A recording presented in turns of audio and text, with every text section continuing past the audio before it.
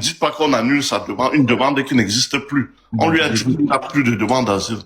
Mais cependant, le processus de renvoi est en cours.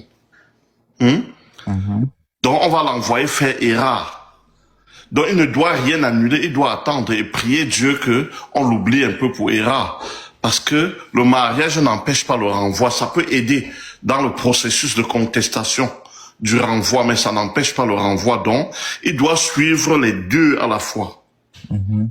Hein? Oui. Il doit suivre les deux à la fois. Il ne doit pas laisser, parce qu'il faut préparer. ERA, là, ça se prépare longtemps avant. Préparez vos preuves dès maintenant. Hein? En attendant qu'on l'envoie à ERA, qu'il ne se dise pas que je me suis marié, je ne suis plus. Non, c'est qu'il va se retrouver dans son pays, là. Donc, il doit faire le mariage et suivre absolument ERA, tel que ça devrait se passer correctement. Hein? Espérant maintenant qu'il ait la résidence avant que son processus de renvoi ne soit enclenché. Ok. Parce que il disait parce que derrière, il m'a fait comprendre qu'il avait eu à parler avec un consultant et il m'a fait comprendre que le consultant lui a dit que comme il a fait la demande du parrainage là, comme il a en train de vouloir faire la demande du parrainage, que à un certain niveau, l'immigration eux-mêmes vont demander à ce qu'on puisse retirer la demande d'asile pour que la demande de parrainage puisse. Quelle demande d'asile, puisqu'il n'a pas de demande d'asile. Il n'a plus de demande d'asile. On se comprend, non? Je comprends. Voilà, il n'a plus de demande d'asile, il n'est plus dans le processus d'asile. Donc ça devient différent. On peut le renvoyer s'il s'amuse. Bon, monsieur, la dernière question, s'il vous plaît, pardon.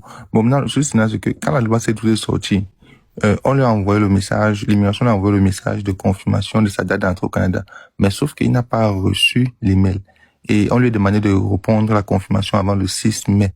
Mais il a plutôt vu le mail avant.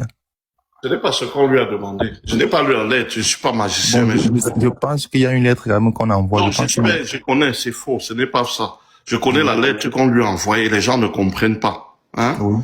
Les gens ne comprennent pas. Non, je connais la lettre, c'est que je vous explique, on coupe court une fois.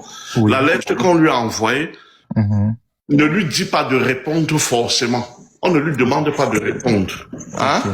On est en train de lui dire que est-ce que les dates qu'on a données là sont vraies? Si les dates qu'on a données là sont vraies, il n'a pas besoin de répondre. Mais si par hasard les dates qu'on a données, ces dates d'entrée là ne sont pas vraies, c'est là qu'il doit répondre pour dire que vous vous êtes trompé. Je ne fais pas partie des personnes qui doivent être touchées par C12 parce que je suis plutôt entré au Canada tel jour et je...